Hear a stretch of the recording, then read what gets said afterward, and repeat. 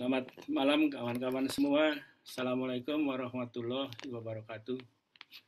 Kita Waalaikumsalam. malam ini akan ditemani diskusi oleh Pak Hamam Riza, kawan lama kita. Beliau ini baru saja sebulan lalu menyelesaikan tugasnya sebagai Kepala Badan Pengkajian dan Penerapan Teknologi. Pak Hamam dari sejak dulu terkenal menggeluti informasi teknologi dan lebih khusus lagi beliau ini adalah pakar di artificial intelligence atau kecerdasan buatan. Waktu kita memposting flyernya itu banyak yang tanya itu, waduh Pak Wendy kelihatannya nih ini banget nih, high tech bener, ngeri saya ikutnya. Saya bilang saya sendiri juga nggak ngerti, makanya mari kita dengarkan Pak Hamam. Mudah-mudahan Pak Hamam bisa memberikan penjelasan yang lebih gampang ini untuk kita. Kalau tanya ke orang lain kita malu, tapi kalau tanya ke Pak Hamam kan kita bisa lebih bebas gitu, sehingga kita bisa lebih paham kira-kira seperti gitu.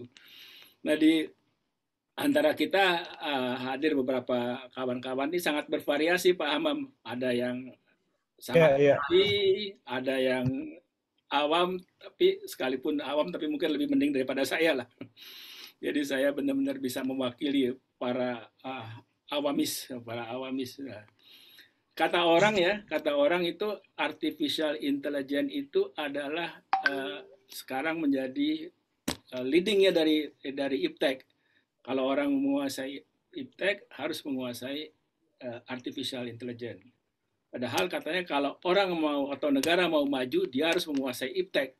Nah, kalau begitu startnya dari situ tuh mau nggak mau kita harus menguasai artificial intelligence. Dalam kebingungan itu Pak, kita ada yang bilang sebetulnya di sekitar kita itu sudah banyak aplikasi artificial intelligence, cuma kita nggak tahu aja gitu. Nah, persisnya bagaimana, ininya gimana, saya mohon Pak Hamam bisa memberikan pencerahan kepada kita dan nanti setelah itu kita diskusi santai. Silakan Pak Hamam. Baik, terima kasih Pak Wendy. Bismillahirrahmanirrahim. Assalamualaikum warahmatullahi wabarakatuh. Selamat malam dan salam sejahtera untuk kita semua. Om Swastiastu, Namo Buddhaya, salam kebajikan. Terima kasih nih saya diberikan kesempatan untuk hadir di sebagai narasumber IPTEK Voice, sebuah kesempatan yang saya kira akan sangat baik juga sebagai bagian daripada silaturahmi kita warga komunitas IPTEK Indonesia ya. Nah, karena memang perjalanan IPTEK ini kan tidak ada habisnya gitu. Jadi oleh karenanya kita bukan saja mengandalkan rasio, tapi juga mengandalkan ruhnya kita, ruh, rasa, raga. Ya, memang kita dibesarkan untuk menjalankan amanah IPTEK ini. Jadi untuk kesempatan pada malam hari ini, tanpa saya menyebutkan satu persatu, para senior saya, abang-abang saya, kakak-kakak saya, ini saya ingin share apa yang sebenarnya sudah kita laksanakan. Kalau saya masuk BPPT itu 1987 ya. Waktu itu Pak Fahri mungkin udah ada itu sebagai penjaga ya BPPT itu. Jadi saat itu langsung saya masuk ke bidang AI ini karena memang di tugas akhir saya di Elektro ITB saya mengerjakan translation ya, tapi translation dari satu CPU ke CPU yang lain. Bagaimana menerjemahkan bahasa mesin. Nah, challenge-nya adalah bagaimana menerjemahkan bahasa manusia ya, gitu. Pada saat itu bagaimana menerjemahkan secara cepat dokumen dari bahasa Indonesia atau dari bahasa Jepang pada saat itu, manual-manual dari berbagai perusahaan Jepang bisa diterjemahkan menjadi manual peralatan dalam bahasa Indonesia. Challenge-nya itu membentuk apa yang disebut dengan machine translation, yang merupakan salah satu aplikasi dari artificial intelligence. dari kecerdasan artifisial ini. Itu adalah hal yang begitu penting ya untuk kita pahami, karena sebenarnya salah satu wujud kecerdasan dari manusia itu adalah kita bisa berbahasa. Kita bisa melalui proses learning, pembelajaran dari seorang bayi, kemudian dia menambah vokabularinya, mengenali struktur kognitif daripada kalimat-kalimat dalam bahasa Indonesia, sehingga akhirnya dia bisa bicara, gitu. Ya, walaupun pertama-tama mungkin ada di kita mengajarkan, dan itu adalah algoritma yang namanya reinforcement learning, gitu. Nanti kita akan coba lihat. Tapi itulah sungguh sebuah tantangan. Bagaimana mewujudkan sebuah mesin komputer bisa menerjemahkan bahasa Jepang ke bahasa Indonesia, sehingga kita dapat dibantu untuk menerjemahkan. Mungkin penerjemah manusianya itu terbantukan.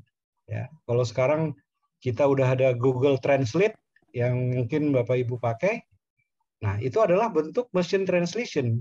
Ya.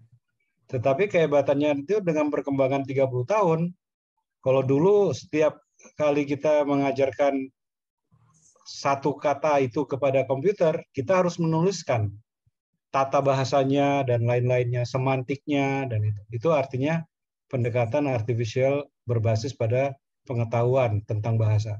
Sekarang komputer tidak perlu diajarkan pengetahuan itu. Dia belajar sendiri. Dengan kemampuan komputer sekarang yang disebut dengan CPU, GPU, itu ya. Dia dikasih data saja dalam bentuk dua bahasa ini, dia langsung bisa mengerti bagaimana cara menerjemahkan bahasa Jepang namae wa Hamam-san misalnya gitu ya. Nama saya adalah Hamam gitu. Atau dalam bahasa Inggris ke bahasa Indonesia. Ya, kita lihat saja Google Translate misalnya. Itu sudah menguasai berapa puluh bahasa di dunia. Nah, saya ingin membawa Bapak Ibu semua dalam sebuah perjalanan. Kenapa kita memerlukan AI ini? Apa aplikasinya dan apa manfaatnya? Ini Pak Jokowi pada saat Rakernas BPPT di bulan Maret yang lalu menyampaikan siapa yang menguasai AI, dia yang akan berpotensi menguasai dunia. Ya. Dan disebutkan oleh beliau dalam sambutannya, ya, AI ini udah seperti space war, seperti itu. Ya. Tapi apa yang disampaikan oleh Pak Presiden itu senada sebenarnya dengan apa yang disampaikan oleh Putin, misalnya di sini. Siapa yang memimpin bidang AI tahun 2030 akan memimpin dunia hingga 2100. Ya. Dan kita bisa melihat sekarang kecenderungan pemanfaatan kecerdasan artifisial. Jadi kalau dulu saya memang betul Pak Wendy menggunakan istilah kecerdasan buatan. Tetapi setelah kata artificial itu diserap ke dalam kamus besar bahasa Indonesia, kita memberikan terjemahan dari artificial intelligence menjadi kecerdasan artifisial. Dan itu dibakukan di dalam buku strategi nasional yang nanti saya akan ceritakan sedikit. Jadi memang betul, sekarang ini perlombaan, kalau perang dingin itu antara Amerika dengan Rusia, ini perang AI ini antara Amerika dengan China sekarang ini. Dan Amerika itu memang bisa dikatakan sangat berambisi ya menguasai dunia kan, seperti kita ketahui. Sehingga di Amerika itu yang didiskusikan itu adalah AI itu sebagai sebuah utopia ataupun distopia.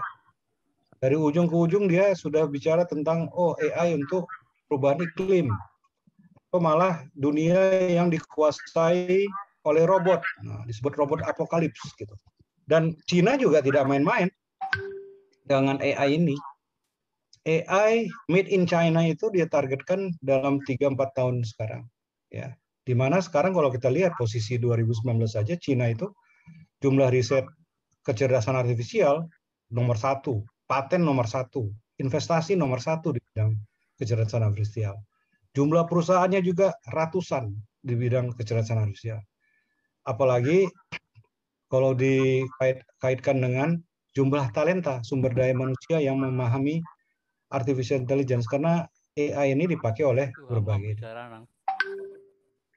Dan kita bisa lihat sampai Pentagon official ini pun juga resign gara-gara memikirkan bahwa dia sudah kalah dari Cina.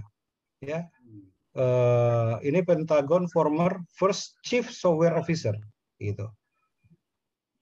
Jadi memang sudah menjadi satu topik peperangan ya. Kalau kita bicara tentang cyber warfare, asymmetric warfare, ini semua adalah kejadian yang ini. Tapi sebenarnya apa sih sebenarnya AI ini, gitu ya? Ya seperti tadi yang saya sebutkan, kecerdasan itu salah satu dinyatakan dengan kemampuan manusia untuk berbahasa. Jadi artinya dia punya pengetahuan, punya insight, perception, dia bisa mendengar, bisa melihat, ya, dan dia menyelesaikan sebuah tugas dengan seluruh sense yang dimiliki, yang kemudian disebut dengan kemampuan kognitif, ya. Nah, yang selama ini adanya di manusia cerdas itu, ya. Tetapi kognitif ini sudah dituangkan ke dalam sebuah komputer, ya, yang akan menyerupai pemikiran manusia, ya. Dia dengan data-data yang dipelajarinya, tadi misalnya seseorang anak dengan kita bicara terus ya, menyebutkan cara kita bicara, kemudian anak itu akan mengetahui, oh ini loh cara menyampaikan sebuah kalimat, ada subjek, ada objek, ada predikat, ada objek, gitu. Dia mau tidak mau di reinforce untuk belajar. Nah, komputer kita lakukan hal yang sama, kita reinforce dia untuk mempelajari data-data tentang cara berbahasa itu. Sehingga ya memang akhirnya AI ini adalah sebuah inovasi untuk masa depan, ya. Dan inovasi itu tentunya akan menciptakan berbagai pekerjaan. Ada banyak orang yang mengatakan, oh ini AI ini nanti akan menggantikan manusia. Ya, padahal tadi saya sudah sebutkan, kita itu bicara tentang narrow intelligence. Ya, biar bagaimanapun tadi seperti yang disampaikan oleh Pak Aswin, ya seperti kita virtual seperti ini, tetap saja kita tidak bisa minum kopi, Pak, gitu. Sama-sama, physically dia berada di dalam kondisi yang terbatas, ya. Dia mengerjakan robot yang untuk mengelas mobil misalnya, diprogram sehingga dia pintar dan kemudian bisa melakukan pengelasan di pabrik-pabrik mobil. Nah, itu adalah bentuk daripada artificial intelligence. Nah, di dalam perkembangan revolusi industri itu sendiri, AI sudah dimasukkan sebagai salah satu. Kalau kita kenal sebelumnya adalah internet, ya kan, di generasi revolusi ketiga industri, maka AI itu bersama dengan big data, kemudian dengan Internet of Things disebutnya, ataupun dengan komputasi awan, itu adalah bagian daripada penguasaan teknologi masa depan. Dan ini akan digunakan oleh seluruh industri. Begitu banyak peluang dari berbagai industri untuk memanfaatkan artificial intelligence. Jadi betul tadi Pak Wendy menyampaikan, ya AI itu sudah kita pakai selama ini. Dan memang sudah kita lihat, kita masuk ke Google Map, kita temui ada artificial intelligence itu. Kita masuk ke Netflix misalnya mau nonton, juga sudah ada artificial intelligence. Bapak menggunakan media sosial, di situ ada artificial intelligence. Mau melakukan retail ataupun mau menggunakan Gojek ataupun Grab, di situ ada artificial intelligence yang tidak kita sadari telah membantu kita ya dengan komputer memahami profil dari seseorang itu, sehingga sangat luas peluang pemanfaatan dari berbagai aplikasi yang menggunakan kecerdasan artifisial ini. Nah, untuk kita sendiri sebenarnya saya hanya ingin mengilustrasikan beberapa pemanfaatan daripada kecerdasan artifisial ini. Sebagai contoh, misalnya untuk sektor industri unggulan di bidang pertanian dan maritim. Ini banyak sekali hal-hal yang kita lakukan karena ini terkait dengan iklim, dengan memperkirakan cuaca untuk pertanian kita misalnya, atau memonitor dan menganalisis kesuburan lahan, kesehatan tanaman. Ya makanya kita kenal namanya smart farming ya, gitu. Smart farming. Kalau di bidangnya Pak Wendy dan Pak Wimpi misalnya, di situ ada smart mobility ataupun smart transportation gitu. Ya.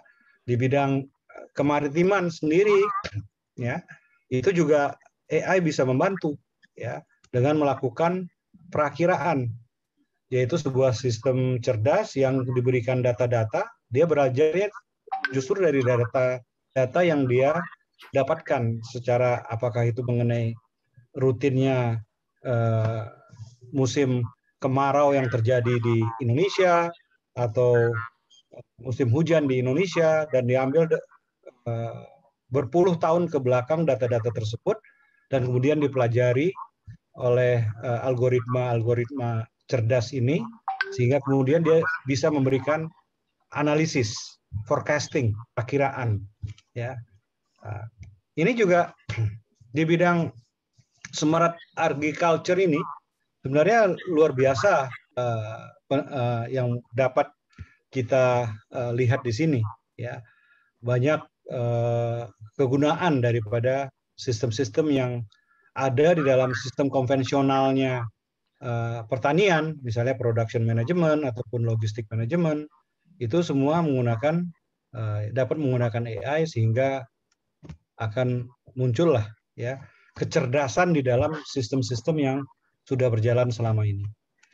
Ini ada beberapa yang saya ambil dari referensi, misalnya untuk pest and disease infection. Ini ada satu aplikasi, dia bisa mengidentifikasi tanaman yang tidak sehat, gitu ya. Kemudian pengetahuan yang tadi belum dimiliki oleh seseorang, tetapi dengan sistem cerdas ini bisa memberikan guidance, gitu ya. Termasuk bagaimana cultivation ataupun harvesting dapat dilakukan, sehingga kita bisa betul-betul menjadi petani yang jauh lebih baik gitu, dengan aplikasi ini. Gitu. Nah, kalau di bidang maritim, kita sebut smart ocean application, ya kalau bisa kita lihat di sini misalnya untuk perikanan gitu ya, management of fisheries, kemudian bagaimana ekosistem dari daerah pesisir, ya.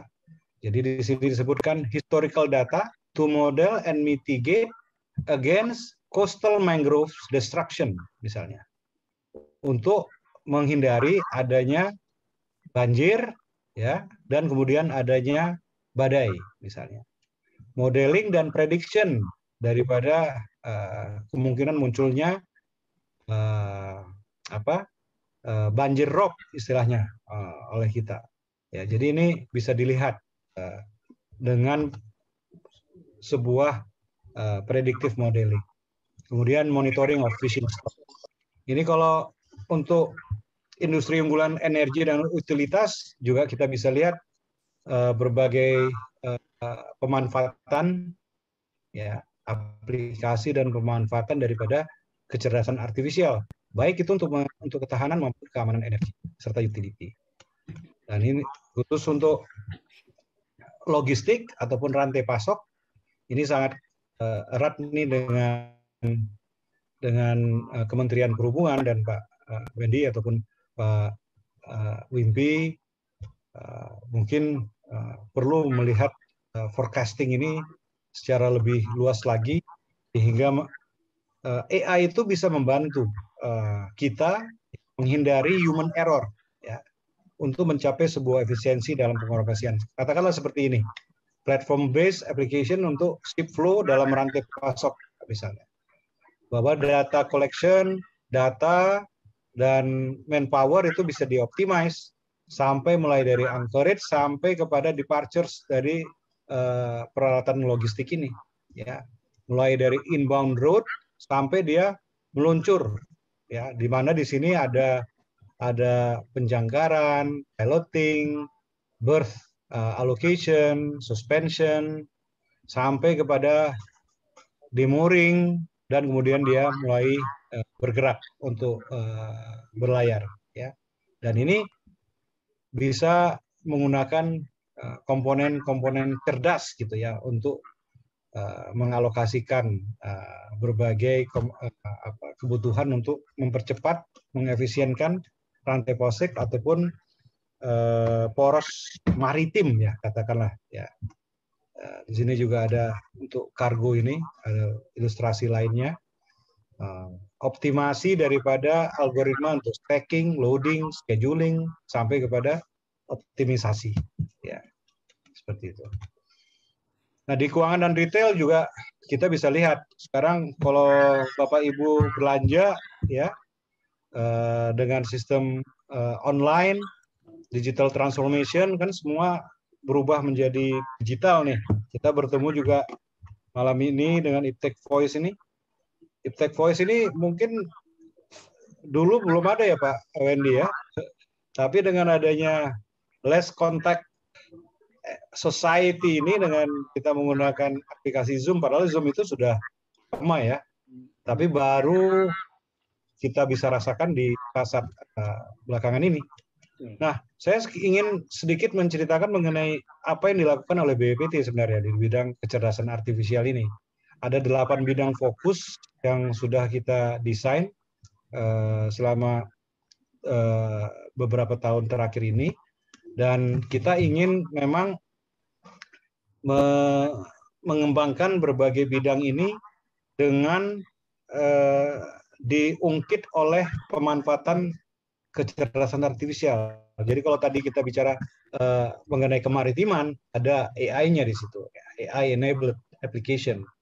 Kalau kita bicara tentang teknologi kebencanaan, ya kita ingin prediksi kebencanaan, baik itu misalnya tsunami, ataupun kebakaran hutan dan lahan, itu cuacanya bisa kita analisis ya, sehingga pada saat kita melaksanakan operasi hujan buatan misalnya, pesawatnya terbang pada saat yang tepat.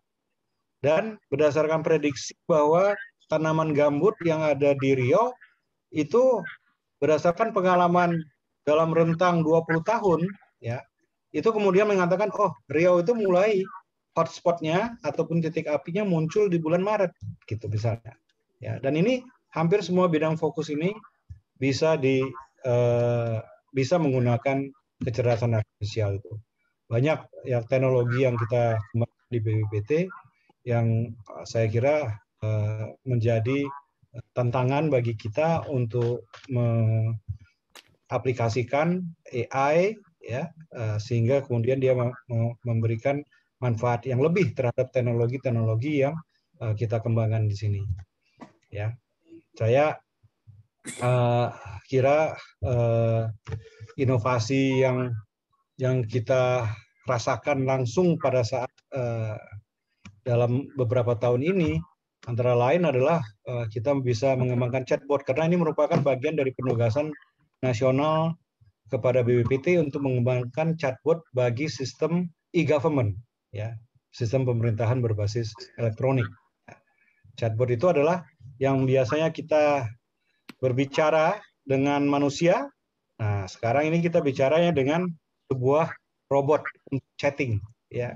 Apakah itu di dalam pelayanan perbankan ataupun dalam pelayanan publik yang diberikan di mana saya memperbarui KTP elektronik, ya, itu nggak perlu lagi kita hubungi ataupun telepon, cukup kita berinteraksi dengan chatbot ini, ya. Dan kemarin itu juga pada saat kita mengalami pandemi COVID-19, di situ juga kita mengembangkan yang sampai saat ini masih digunakan, yaitu untuk melakukan presensi online, gitu ya. Itu Pak Bu Umi itu pasti menggunakan Fabiola. Waktu itu dia tanya, saya sudah harus masuk belum nih Pak? Tapi kan bisa absensi ya, pakai presensi ya, pakai Fabiola ya. Jadi dimanapun kita berada, karena ada location detection dan face recognition, ya artinya presensi kita itu sah sebagai sebuah cara untuk ini nih menyatakan kehadiran kita, ya. Nah, ini yang saya sangat membanggakan apa yang kita lakukan di dalam Indonesia Tsunami Early Warning System yang merupakan penugasan nasional, yaitu yang kita sebut dengan PEKA. PEKA api dan PEKA tsunami. Kalau PEKA api itu sistem prediksi kebakaran hutan dan lahan, ya, untuk periode 8 harian dalam 1 bulan ke depan. Ini menggunakan machine learning, ya, sebagai algoritma AI-nya, kemudian memberikan peringatan dini terhadap risiko kebakaran hutan dan lahan di suatu wilayah, kemudian monitoring vegetasi hutan dan lahan hingga kepada hyperparameter input, dan menggunakan ya ini data-data yang memang dihasilkan oleh citra satelit, sensor tinggi muka air ya di lahan-lahan gambut, ya. Nah, itu semua digunakan untuk melakukan prediksi kebakaran hutan dan lahan, kita sebut dengan PEKA api, ya. Demikian juga untuk tsunami. Nah, kita tahu bahwa tsunami ini bukan hanya kejadian karena gempa, tapi utamanya karena gempa, dan karenanya kita menggunakan data-data dari simulasi, data-data yang dikumpulkan dari buoy dan dari berbagai sensor yang ada, ya. Ini biasanya dikerjakan oleh tim dari PT PSW ataupun TISDA yang kita kenal, dan kemudian dari Pusat Teknologi Reduksi Risiko Bencana, menggunakan machine learning untuk bisa memprediksi tsunami jika terjadi gempa bumi dengan skala tertentu pada wilayah tertentu. Ya. Kor, ini maksudnya riwayat ini jangan di sini, Kor. Pak, ini saya mute all dulu ya, Pak. Nanti Pak Amam hidupin ya. Lagi. Ya, ya. Soalnya kelihatan tadi ini bocor nih, banyak yang ada yang ini nih bicara. Ya.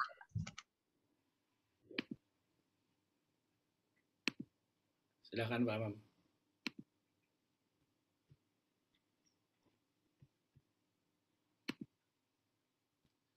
Silakan Pak Amam dihidupin lagi, Bang. Oke, suara saya bisa didengar ya sekarang ya? Baik, jadi saya lanjutkan sedikit lagi Pak Wendy. Selain itu juga saya perlu menyampaikan bahwa kita ini mengerjakan AI ini bukan tanpa sebuah panduan.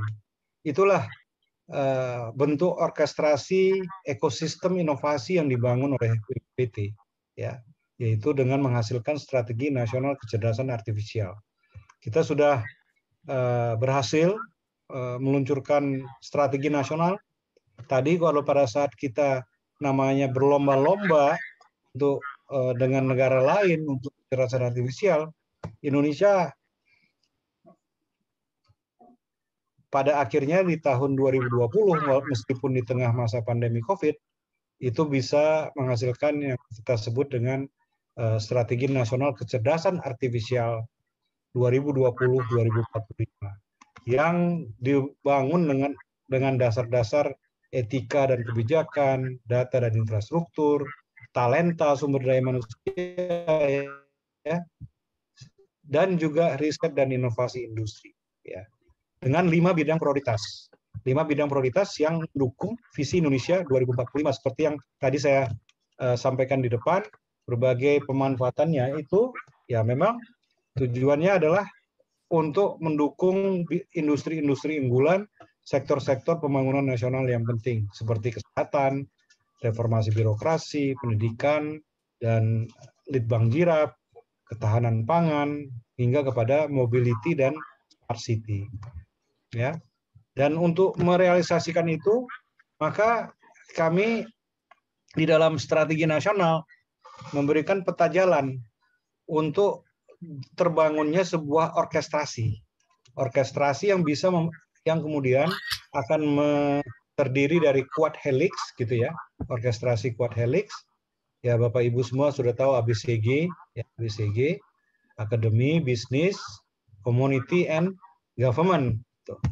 Yang bertanggung jawab nih untuk membangun rumah besar dari industri kecerdasan artifisial nasional. Ya. Dan ini tentu bukan sekedar sebuah strategi, karena selanjutnya kita harus bisa mengorkestrasikan semua strategi itu.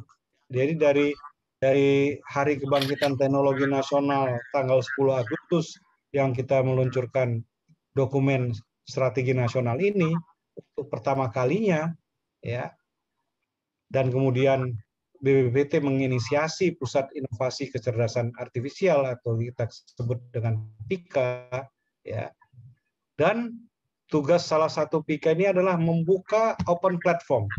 Jadi bukan lagi terbatas pada satu helix saja, pemerintah saja, tetapi quad helix itulah harus bekerja, bersinergi, berkolaborasi, gitu ya, untuk membangun industri kecerdasan artifisial, karena kami percaya bahwa industri itulah yang nanti akan mengangkat ekonomi Indonesia untuk menjadi negara maju sesuai dengan visi Indonesia 2045. Oleh karena Ekorika ini adalah kolaborasi. Ini kayaknya ada yang numpang ini.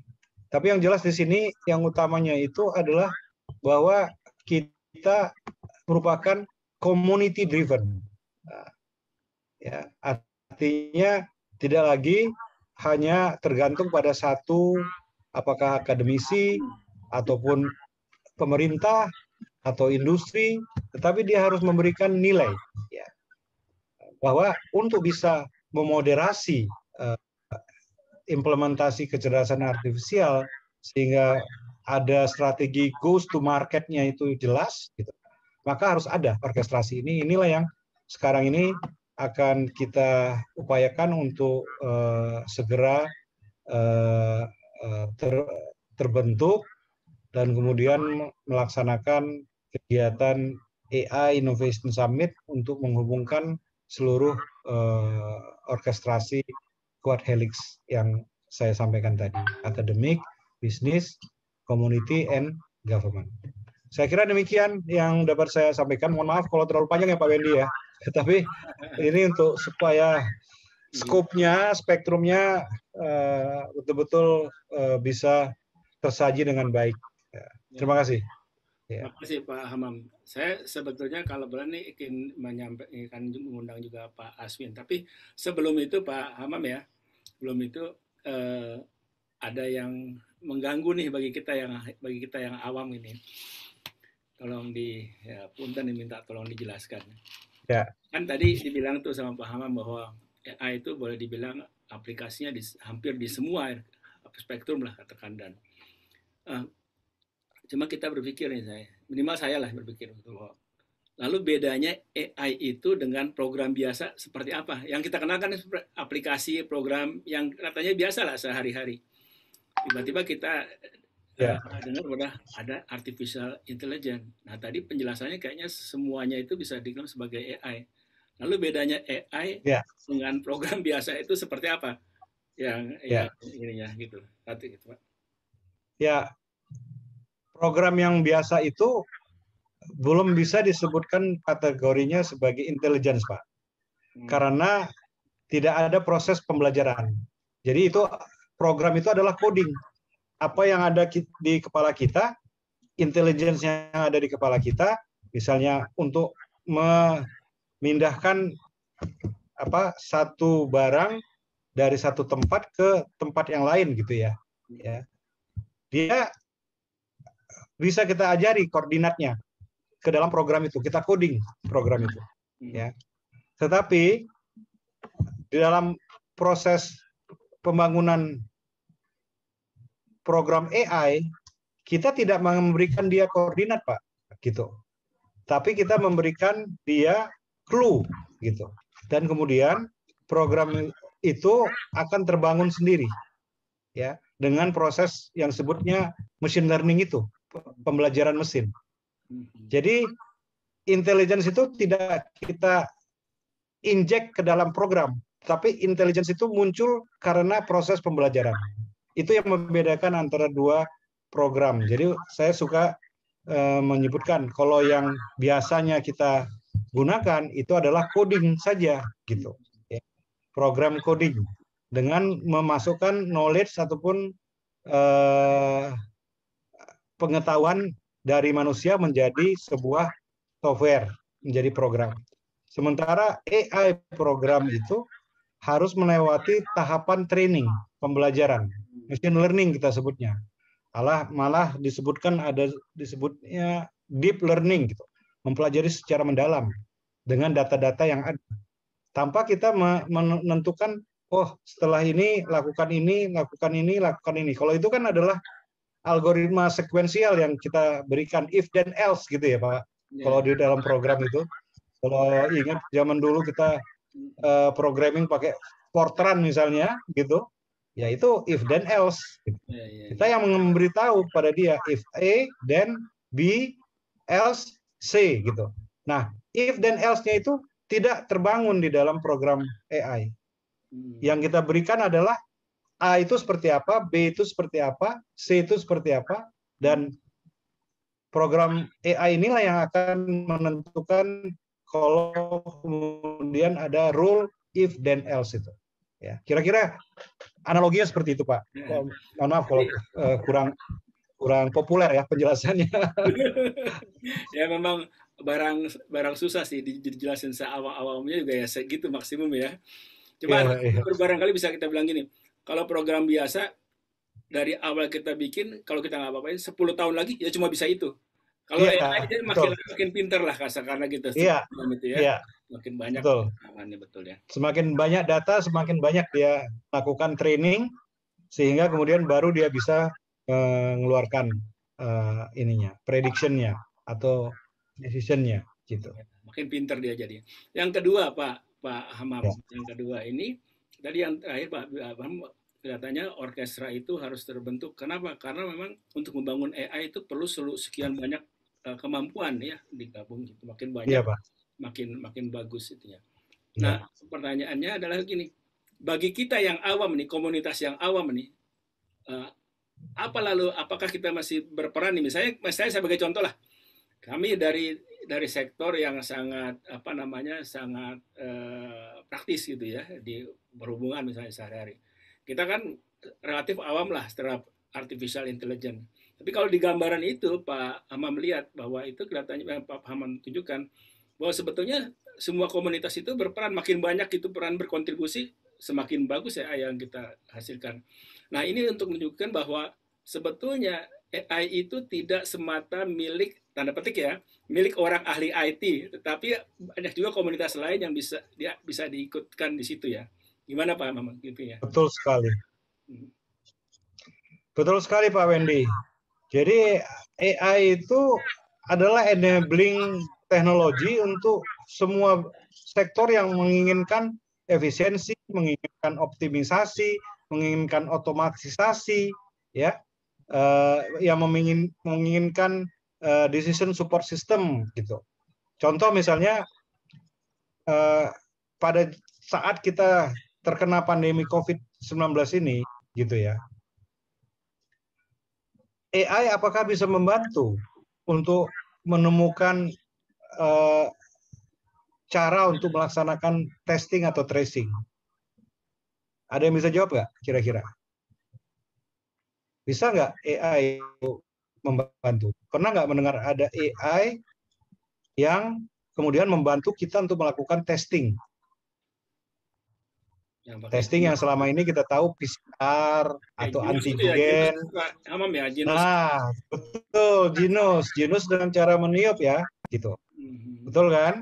Itu juga berdasarkan data-data yang dia dapat dari hembusan nafas baik orang yang positif COVID maupun yang tidak gitu.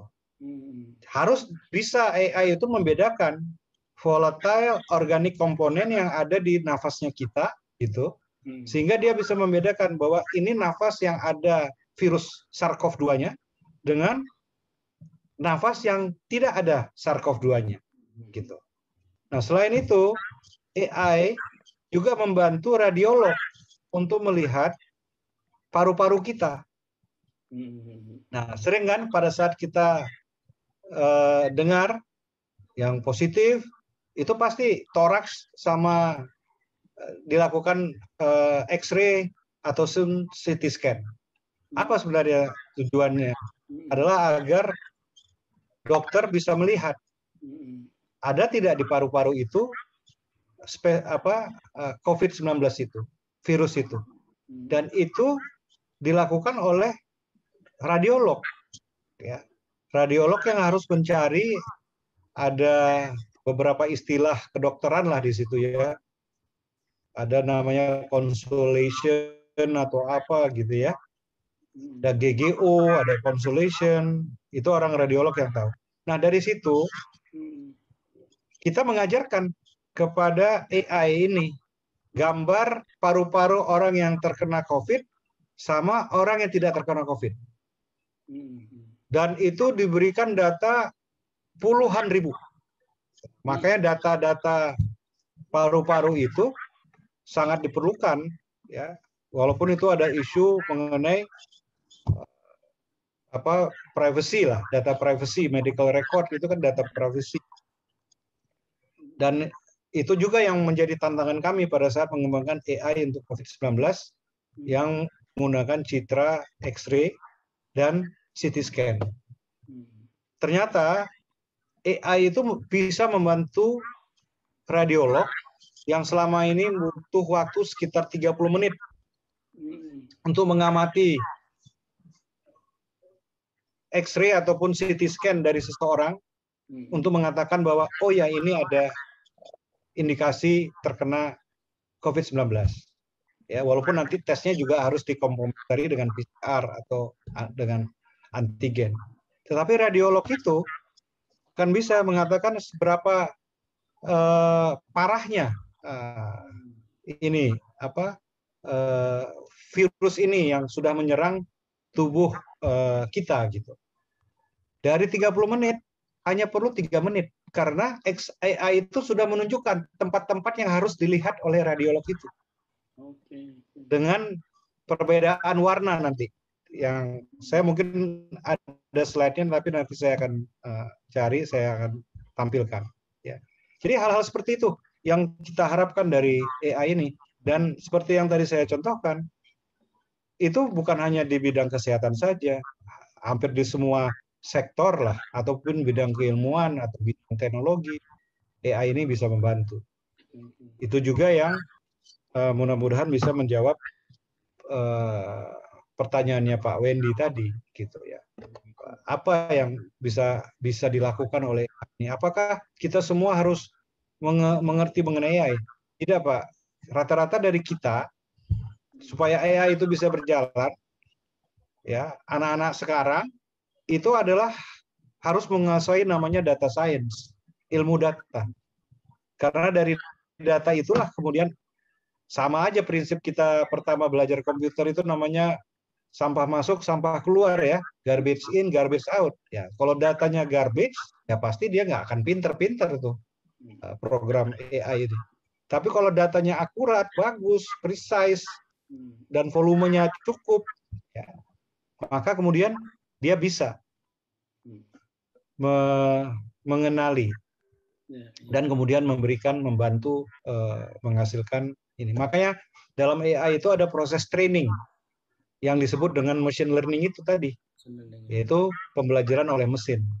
Setelah dia belajar, udah pinter, baru dia bisa membantu kita, manusia, untuk melakukan sesuatu, untuk optimisasi, untuk efisiensi, untuk decision support system, ya, untuk recommender system, atau untuk berbahasa. ya, untuk berbahasa, mengenali, ada dengan speech recognition, istilahnya mengenali suara. Kan kalau kita pakai Google Map itu udah nggak perlu diketik lagi kan, Ya. rumah gitu kan, misalnya home, ya udah dia keluar peta ke rumah itu seperti apa. Ya, untuk mengenali suara kita, ya harus di training ya, pada saat kita mulai menginstall ini. Sama juga seperti mengenali sidik jari kita dengan biometrik. Itu juga adalah AI, mengenali citra fingerprint-nya kita. Ya, itu adalah AI. Karena di training dengan berbagai fingerprint dari jutaan orang, sehingga kemudian dia bisa melakukan matching satu dengan sidik jarinya kita. Dan itulah yang dilakukan di iktp sebenarnya. Ya. Dibandingkan 1 dengan N, karena kan sidik jari itu adalah unik kan untuk setiap orang.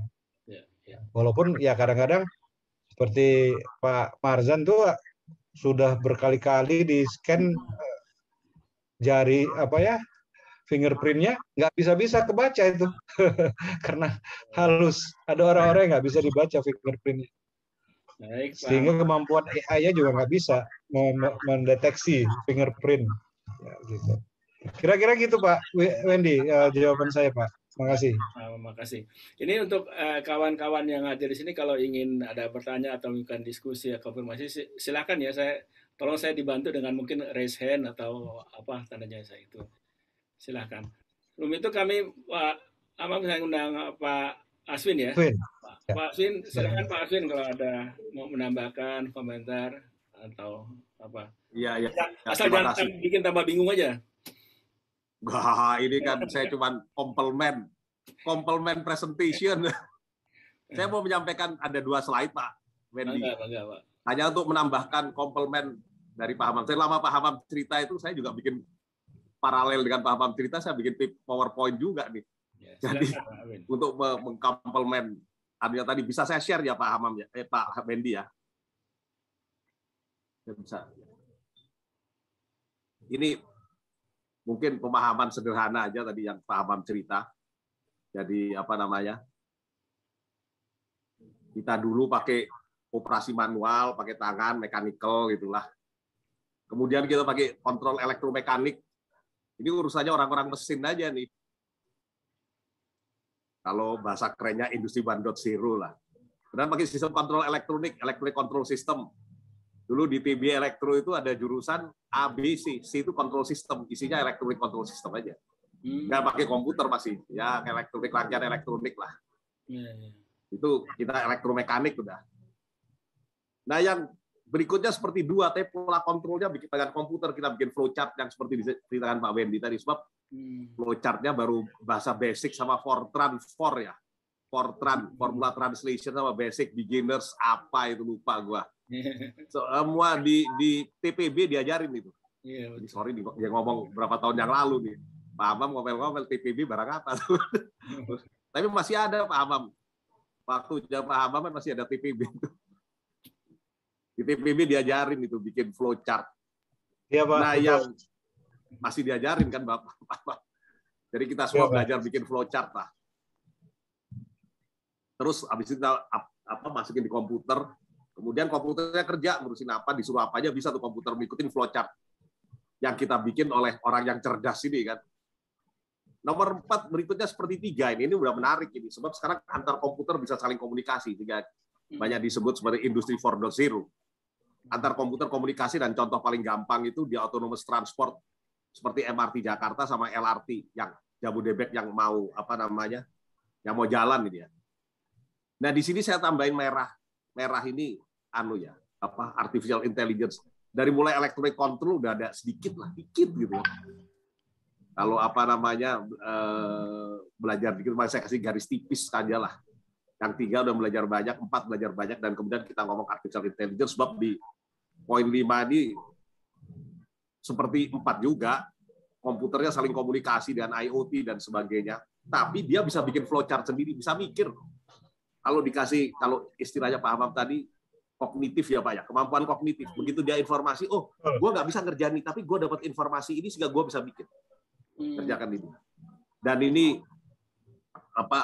bertahap sehingga masuk artificial intelligence yang banyak. Dan yang paling keren tentu, yang paling rame tentu yang banyak dibicarakan saat ini adalah Perseverance rover landing. Perseverance rover ini Pak, buat teman-teman yang suka nonton film itu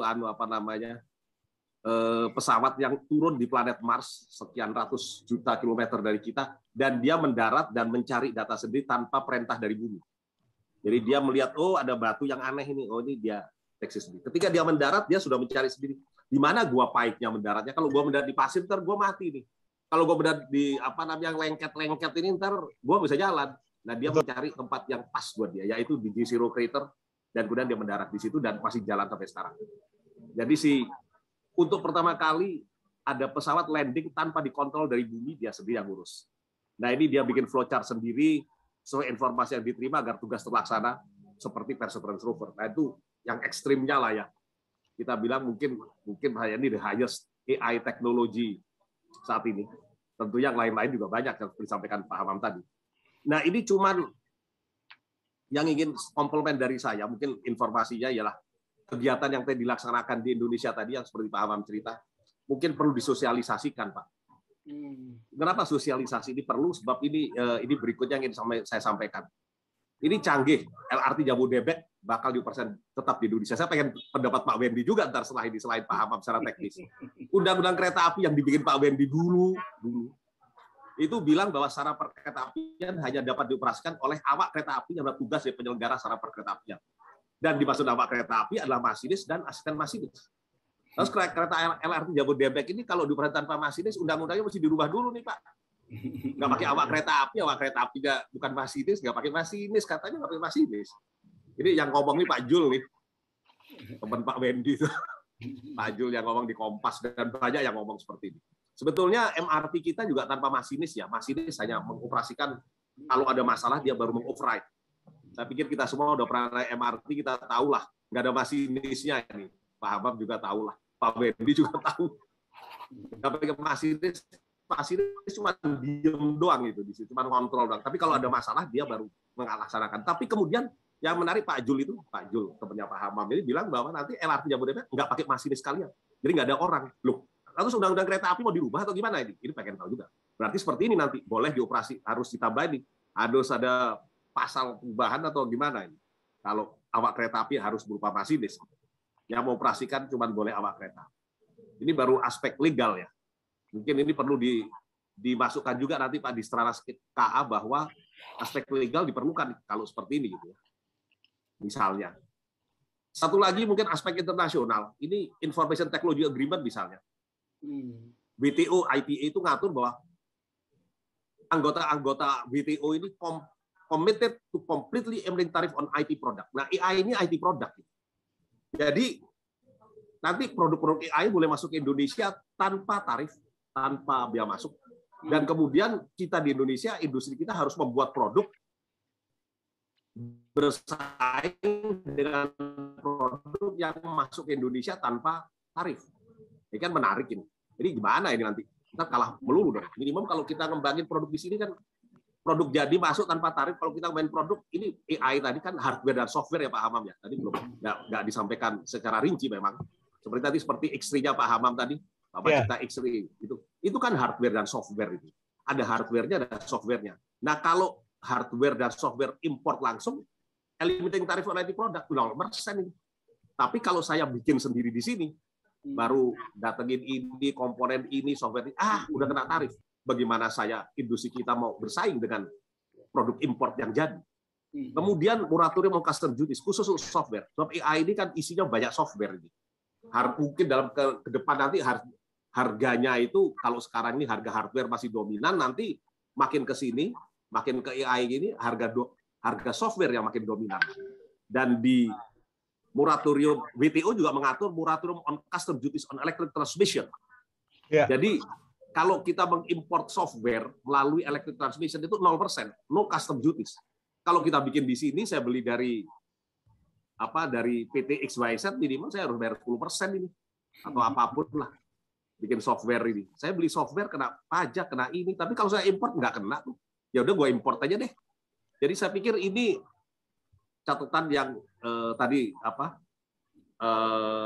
saya harap saya dikomplement dengan paparannya Pak Hamam tadi dua hal ini. Dan catatan saya itu tadi, selain masalah teknis pengelolaan KA, perlu diperhatikan aspek lain agar ini bukan kereta api nih Pak Wendy, ini kecerdasan artifisial. Kalau gua ngomong kecerdasan buatan dimarahin Pak Hamam, jadi kecerdasan artifisial. Lagi ada KA kan, kalau buatan dan KB, B ya A-nya lebih duluan dari B soalnya. Nah, supaya KA kan kita maunya ini Pak Hamam cerita ini maunya supaya Indonesia mengembangkan KA kan, bukan jadi hanya user KA, betul ya Pak Hamam ya? Iya betul Pak. Jadi nggak mau gitu. Nah, regulasi internasional perlu diperhatikan, contohnya ITA, WTO, dan sebagainya. Ini saya cuma nyebut 2 WTO aja. Mungkin masih banyak yang lain-lain. Pengaturan keuangan, dan sebagainya. Saya belum tahu. Ini kalau kita ngomong, perlu review. Kalau enggak, kita jadi negara import, the biggest artificial intelligence product importer. Kan silakan. Jangan begitulah. Kita harusnya research and innovation. Seperti itulah tujuannya BRIN, kan? Bikin inovasi yang bisa kita pakai. Kalau cuma untuk nama gedung ya nggak lucu lah. Ini harus ada produknya ini. Kemudian Quad Helix tadi disampaikan Pak Hamam, perlu melihat aspek legal termasuk ikut sertakan lawmakers. Lawmakers kita bukan hanya pemerintah Pak Hamam ya, tentunya juga DPR dan sebagainya. Yang kalau nge-review undang-undang kan mesti DPR, bukan pemerintah aja. Saya kira itu Pak Wendy catatan saya ini 2 hal yang saya pikir perlu aspek non teknis yang kita perlu perhatikan, regulasi internasional dan aspek legal yang perlu kita perhatikan. Kalau enggak ya jangan sampai kita jadi dengan berkembangnya AI membuat kita lebih tergantung, lebih banyak import, lebih banyak nggak boleh. Ini kita justru harus bisa mengembangkan produk kita sendiri. Saya kira itu Pak. Terima kasih. Ya, terima kasih Pak Aswin. Luar biasa. Jadi makin membuka cakrawala kita begitu luas ya, aspeknya juga begitu luas ya itu. Dan tadi Pak Aswin kasih contoh undang-undang kereta api. Barangkali hal yang sama juga di banyak di undang-undang lain juga ya, yang mau nggak mau nanti terpaksa harus menyesuaikan dengan keadaan. Dan selalu begitu. Dan barangkali kalau dulu tiap kali kita mau ganti undang-undang, siklusnya mungkin 20 tahun. Sekarang mungkin siklusnya udah makin cepat kalau nggak perubahannya kita ketinggalan. Tapi kalau khusus tentang kereta api ya, tentang diberhubungan lah Pak, bukan kereta api. Apakah undang-undang yang dirubah? Ya idealnya sih dirubah. Tapi sementara ini kita beranggapannya Pak, bukan tidak ada masinis, bukan tidak ada pilot. Drone pun ada pilot, cuma remote pilot. Jadi masinis kereta apinya tetap ada Pak, yaitu siapa yang mengoperasikan komputer di stasiun itu yang bertanggung jawab. Sementara begitu jawaban ngeyelnya lah kasarnya gitu. Sementara begitu jawabannya nunggu legal review Pak Wendy. Nanti di kereta apinya diumumkan dengan masinis saudara A, saudara B. Nanti kalau naik kereta api, kami sampaikan bahwa kereta ini jalan tanpa masinis. Nanti besok pesawat ini terbang tanpa pilot. Pak, gua turun aja deh. Silakan Pak Sawa, yang kalau mau menambahkan atau mau menanyakan silakan, bebas saja. Coba ada Pak Wimpi, ada Pak Kendra, Pak Farid atau Pak Dedi. Ada teman saya juga nih, Prof. Subilhar dari Medan. Teman saya nih. Silakan Pak Prof kalau ingin mau menambahkan atau ini kita diskusi aja santai. Nah. Pak Leon juga ada nih Pak Leon Muhammad. Wah itu kalau itu satu angkatan di ini saya Pak di PIM 2. Oh iya. Di Diklat PIM. Pak Leon tadi dipanasi oleh Pak Hamam itu di laut itu rupanya dari A sampai Z itu sebetulnya sudah banyak yang menggunakan artificial intelligence. Ke depan memang demikian seperti itu. Ada yang mau menanya? Sambil menunggu pertanyaan, mungkin saya tambahin sedikit share screen saya ya. Ya, Pak. Yang tadi saya sampaikan mengenai bagaimana mesin komputer itu belajar dari radiolog, ilmunya radiolog melalui ini. Jadi pada saat di tahun 2020 yang lalu itu sebaik kita kena kasus 0102 di bulan tanggal 2 Maret gitu ya. Kita kemudian melihat negara-negara lain itu sangat cepat untuk melakukan 3T itu, testing, tracing, treatment. Sementara kita untuk mengejar PCR waktu itu untuk menguji testing ya sebagai gold standar dari COVID ini, ternyata PCR itu harus diperiksa spesimennya itu di biosafety level 2 labnya. Pada saat itu baru ada di Litbangkes sama di beberapa tempat lah ya, tidak banyak karena memang tidak memenuhi kualifikasi itu. Nah, tapi bagaimana kalau kita masih terus menunggu PCR itu waktu awal-awal itu kan butuh waktu 5-7 hari ya baru keluar hasil PCR itu. Kita pun masih menggunakan antibody yang katakanlah akurasinya itu jauh di bawah PCR gitu ya. Karena itu yang disetujui oleh WHO.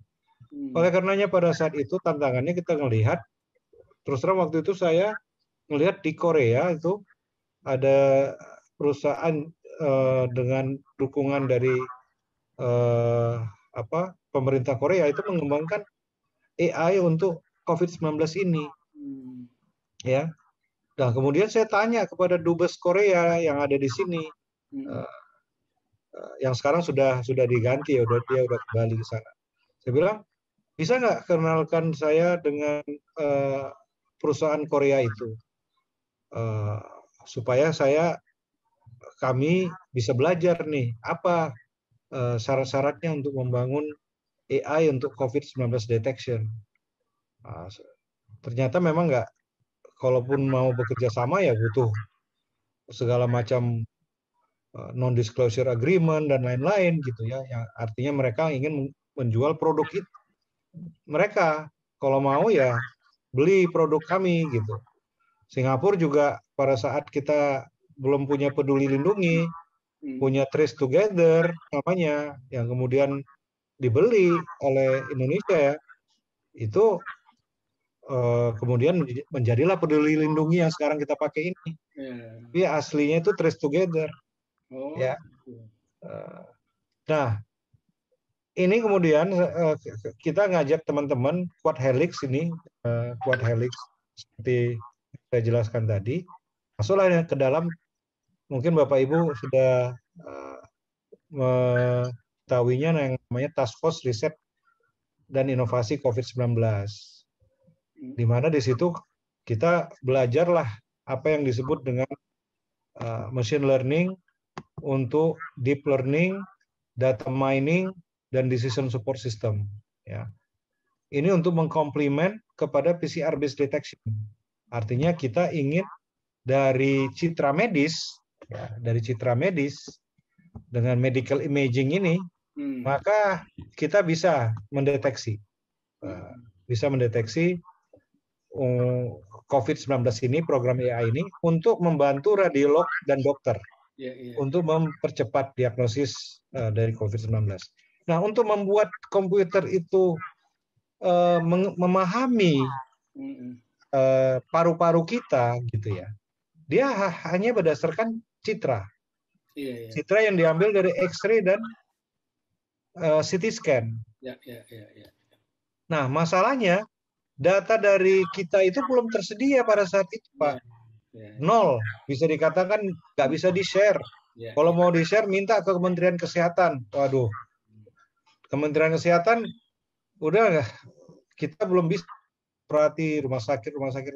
Nah, akhirnya kita harus mengambil beberapa data publik untuk mentraining program kita, Pak, supaya kita bisa membangun. Ambillah dari Cornell, dari Itali, dari IEEE, dan itu juga image-nya terbatas.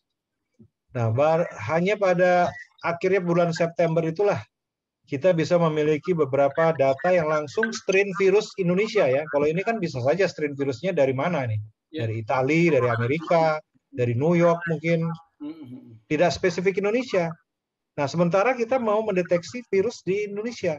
Jadi lokalitinya itu sangat penting. Nah, kenapa tadi Pak Aswin juga menyampaikan bahwa kita harus bisa mengembangkan sendiri. Yang ngerti bahasa Indonesia siapa? Ya kita. Masa kita mau bergantung pada negara lain yang membuatkan terjemahan bahasa Indonesia gitu, yang menggunakan analisa bahasa Indonesia gitu. Nah, itulah yang membuat kami semangat, Pak, untuk akhirnya rumah sakit itu bisa memberikan beberapa data. Ada 8.000 untuk negatif COVID, 6.500. Nah, data inilah yang kita berikan ke komputer, dikunyah oleh komputer itu, sehingga kemudian dia bisa mendeteksi apa saja yang 16. Nah, kira-kira seperti itu mekanisme daripada program yang memiliki kecerdasan itu. Iya, betul. Pak Hamam, jadi artinya kan kita melihat bahwa sangat tergantung sekali seberapa banyak dan seberapa akurasi bagus data yang kita masukin ya, karena dia akan belajar dari data itu ya, gitu ya. Iya. Nah, jadi kalau misalnya kita bikin tadi, mungkin bayangan saya yang tadi Pak Hamam dan kawan-kawan bikin untuk mendeteksi dari paru-paru itu, sekarang dengan jumlah data yang semakin banyak, tentunya udah semakin akurasinya semakin bagus ya, dia belajar begitu ya. Semakin optimized dia, Pak. Ya. Oke. Ya. Pak Hamam, ada pertanyaan dari ini. Kalau robot tuh gimana gitu? Kan banyak orang yang bilang, yang segala pemikiran orang tuh ultimate itu adalah robot kayak gitu. Karena sehari-hari pengertian robot tuh sangat awam lah, lihatnya itu awam. Nah, aplikasinya di robotik itu gimana, Pak Hamam? Ya, robot itu mungkin pertama-tama robot itu belum cerdas, Pak, karena belum ada fungsi pembelajaran. Ya, kita sampaikan aja, kalau mau mudahnya saja, misalnya untuk orang untuk mengenali sebuah image gitu ya, untuk mengenali sebuah image ya, untuk mengatakan bahwa gambar ini adalah gambar kucing, ini gambar anjing misalnya gitu, atau ini gambar gajah gitu. Nah, bagaimana kita mau mengajarkan sebuah robot katakan untuk mengenali ini ya, sehingga dia bisa membedakan antara anjing, kucing sama gajah tadi gitu ya. Nah, bagi manusia kan sensibilitasnya kita udah tahu bentuk kucing yang berbagai, kucing lagi tidur, kucing lagi lompat, kucing lagi makan, ya kan, gajah lagi menyiramkan air misalnya. Itu semua postur-postur yang ada di gambar-gambar itu sudah bisa dikenali oleh perseptron, oleh kita, oleh mata kita gitu. Sehingga kemudian knowledge itu terbangun. Nah, bagi robot untuk melakukan hal yang sama, dia juga harus melewati jalan training itu, Pak. Diberikan ribuan gambar tentang anjing, ribuan gambar mengenai kucing dan gajah, sehingga pada saat dia diberikan gambar harimau, dia akan bilang ini bukan anjing, bukan kucing, dan bukan gajah. Dia mesti bisa bilang begitu. Nah, robot tidak serta-merta kita program, tapi harus melewati proses training tadi dengan diberikan data-data yang jumlahnya besar itu, Pak. Bagi robot yang ada di industri, katakanlah di industri otomotif ya misalnya, yang tahu di mana dia harus mengelas, titik-titik kelasnya di mana, bagaimana dia harus menguatkan sebuah kaca yang dipasang di perakitan mobil. Nah, itu kalau itu adalah bukan robot cerdas, tapi robot yang memang sudah diberikan pengetahuannya, ya, bahwa di titik ini koordinat sekian, ya seperti GPS lah ya, ada koordinatnya di situ, di titik itu dilakukan pengelasan.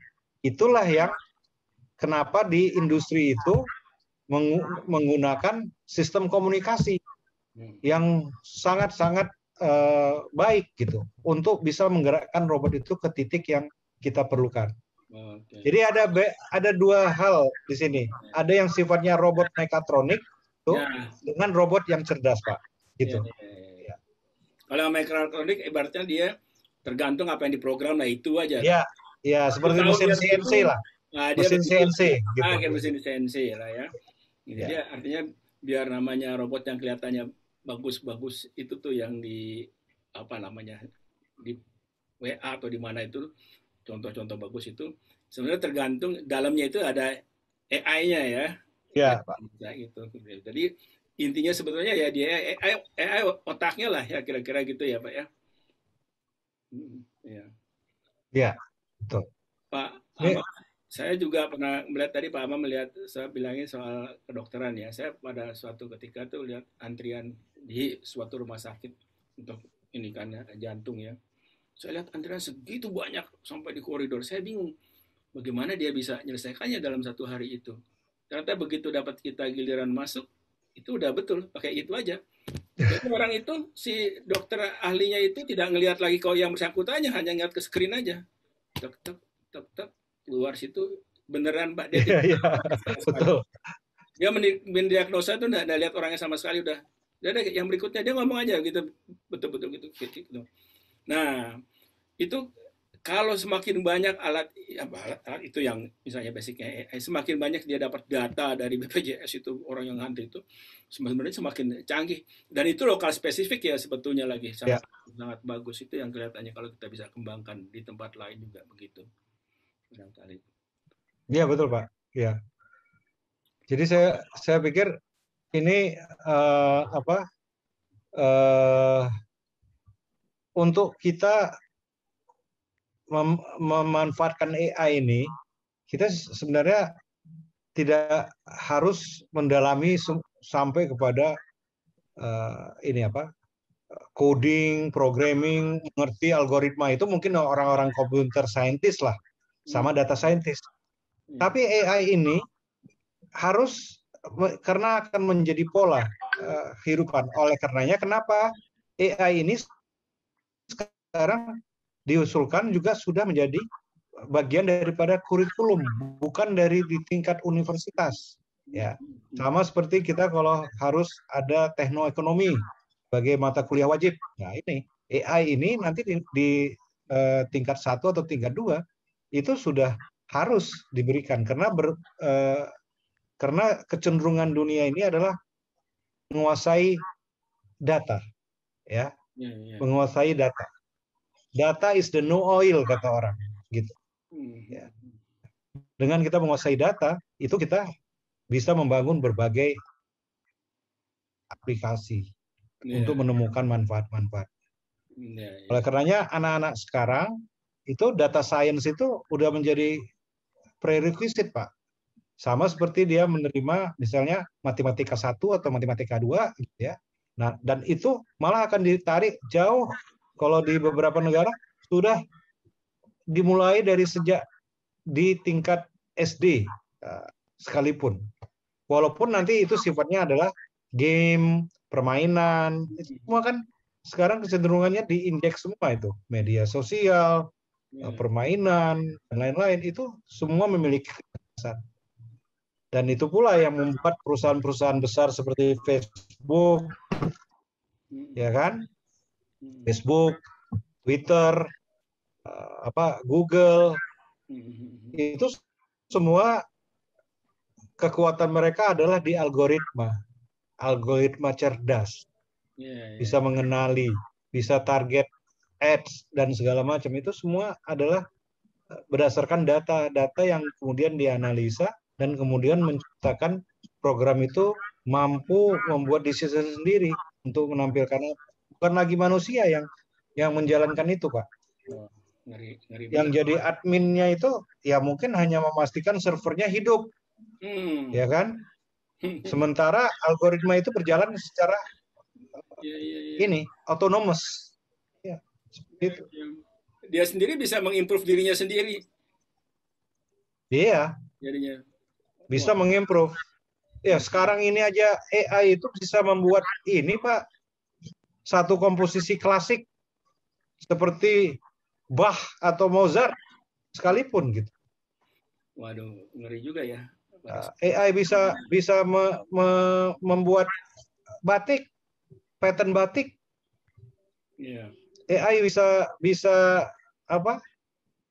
eh, bisa meracik obat. Ya. Yang saya ngeri begini Pak Hamam, benar nggak nih kalau dari keterangan Pak Hamam tadi. Begitu dia tahu, katakanlah nih kita ambil contoh orang Indonesia. Begitu dia punya data banyak tentang orang Indonesia, dia punya perilaku banyak, ya, dia tahu patternnya, perilakunya banyak orang Indonesia, termasuk kebiasaan, kelemahan, keunggulannya bisa tahu ya. Pada satu titik dia bisa kemudian digunakan untuk, let's say, mempengaruhi perilaku kita. Betul. Nah, sekarang baru perilaku belanja, tapi suatu ketika akan perilaku yang lebih sensitif lagi mungkin bisa dilakukan. Apakah bisa imajinasi sampai ke situ tuh saya tuh? Ya, beberapa orang kan tadi saya di depan saya sempat menyebutkan kan, AI ini menciptakan utopia dan distopia. Utopia itu kan sebuah sesuatu yang rasanya terlalu diawang-awang gitu. Tapi orang sudah berpikir ke sana, Pak. Seperti diawang-awang. Ambil contoh sekarang, misalnya si Elon Musk saja yang bikin Tesla itu, Pak. Ya, dia memiliki satu perusahaan startup namanya Neuralink. Neuralink ini bisa di browsing ya, di googling. Risetnya apa? Risetnya adalah menanamkan chip ke dalam tubuh manusia. Ya. Tetapi sekarang ini yang dia lakukan adalah dengan menanamkan chip di domba. Untuk mengerti perilaku domba itu seperti apa. Dan kemudian dia bisa mengkloning pengetahuan itu ke robot yang menyerupai domba itu. Nah, jadi ini perkembangan yang luar biasa, bisa dilihat di YouTube Neuralink ini, Neuralink. Itu adalah startup AI-nya si Elon Musk ya, dan sudah memiliki eksperimen yang cukup mendalam mengenai chip Neuralink ini. Saya saja takjub kok kenapa ada orang yang katakanlah segila ini mad science ini ya istilahnya gitu untuk sesuatu yang masih ini ya. Itu dia bergeraknya di bidang neuroteknologi ya, untuk mendevelop implantable brain. Jadi Pak, kenapa dia riset seperti itu? Karena dia ingin mencari solusi terhadap misalnya Parkinson, penyakit Parkinson, ya, yang memang membutuhkan otak ya, brain, ya. Jadi implantable, jadi implan otak, ya, dengan mesin interface. Nah, itulah dia yang dilakukan oleh si Elon Musk ini, ya. Dan bisa dilihat video eksperimentasinya dengan domba tadi itu, membuat kita sangat-sangat ini apa, sangat takjub lah, pikirannya sampai sejauh itu untuk mencari solusi terhadap Parkinson disease. Gitu. Ya. Pak Hamam, ini ada beberapa pertanyaan di chat ya, saya bacakan nih dari Pak Desmond. Pak Hamam, saya usul untuk tambah satu lagi, yaitu media guna sosialisasi AI sehingga menjadi pentahelix untuk AI. Sebetulnya sudah lama dan sosialisasinya kurang. Kemudian dari siapa ini? Dari Mas Bata ada nanya, kata kalau gitu harus ada apa? Bank data dan body knowledge ya. Nah, kemudian ada yang lagi yang bilang dengan memanfaatkan AI, dokter dapat mengetahui penyakit apa yang diderita seperti pasien melayani wawancara dengan pasien. Oke. Terus ada lagi yang bilangnya gini, Pak izin bertanya, berarti aplikasi yang terdapat dalam Play Store tidak bisa dikatakan sebagai termasuk AI, gitu kan? Ada yang itu. Ya, nggak apa-apa variasi dengan pertanyaannya Pak. Iya, iya. Dan ada lagi yang tanya dari Ibu Umi, saya ingin tanya apakah program AI pernah gagal? Kegagalannya karena apa tuh maksudnya tuh ya? Nah, Iya, iya. ya kira-kira gitu lah. Nah, jadi wah menarik. Terima kasih ya untuk pertanyaan-pertanyaannya. Ini kan adalah satu pertanyaan-pertanyaan yang supaya saya juga melihat perspektif AI ini tidak ada blind spotnya gitu Ya, untuk kita di Indonesia. Jadi misalnya seperti media, pertanyaan Pak Desmond. Media ini memang kita itu memulainya dengan quad helix Pak. Tapi sebenarnya kecenderungan sekarang itu adalah ke N-helix gitu. Masih perlu media.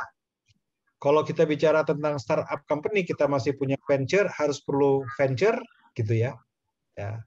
Venture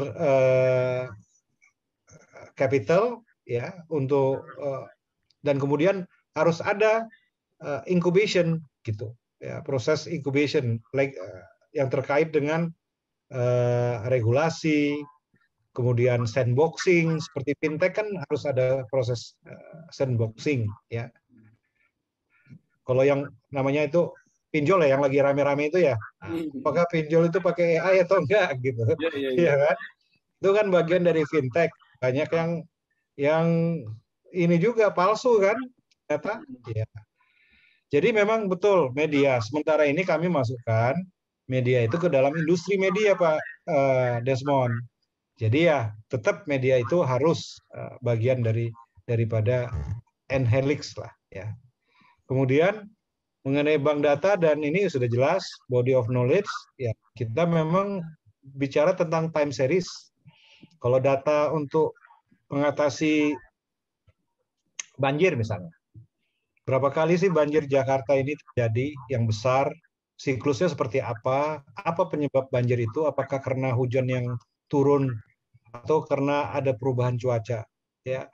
Nah, bagaimana supaya banjir itu tidak terjadi? Mitigasinya, misalnya hujannya diturunkan di Selat Sunda atau itu.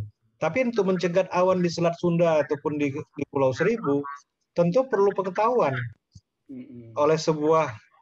Kalau kita sekarang ahli cuacanya lah. Kalau di TMC itu namanya mission spesialis ya, mission spesialis untuk tahu kapan dia harus menyemai awan. Kalau nggak ada awan nggak bisa kita semai. Tapi untuk mengetahui itu, nah dibutuhkanlah sebuah sistem cerdas yang sudah mengetahui pola cuaca, pergerakan awan, citra satelit, dan lain-lain yang dibaca dan kemudian menghasilkan sebuah recommender system. Sistem yang memberikan rekomendasi. Oh ya, pada hari ini awan terbentuk berdasarkan prediksi, maka siapkanlah armada TMC untuk mencegat awan di atas Kepulauan Seribu ataupun di Selat Sunda sehingga mereka bisa segera menumpahkan hujan sehingga pada saat awan itu bergerak ke Jakarta maka hujannya juga berkurang. Dengan demikian kita melakukan mitigasi terhadap banjir yang mungkin berpotensi terjadi bila hujan lebat atau hujan deras di Jakarta.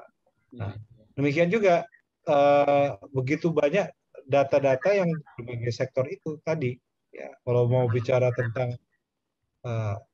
AI untuk sebuah aplikasi, ya kita harus bicara lebih dulu mengenai ketersediaan data.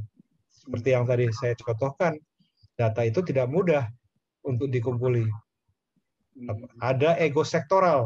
Apalagi kalau mau data pemerintah, ada ego sektor. Tidak mau sharing data. Kita kan jarang mau berbagi. Wah ini data saya nih. Misalnya data korpus bahasa. Kita sebut korpus itu adalah koleksi kalimat-kalimat dalam bahasa Indonesia yang sudah di tagging istilahnya, yang sudah dianalisis lebih dahulu supaya pengetahuannya itu bisa ditumpahkan ke komputer. Ya, ada orang mau berbagi, ada orang tidak. Ini ada yang bertanya.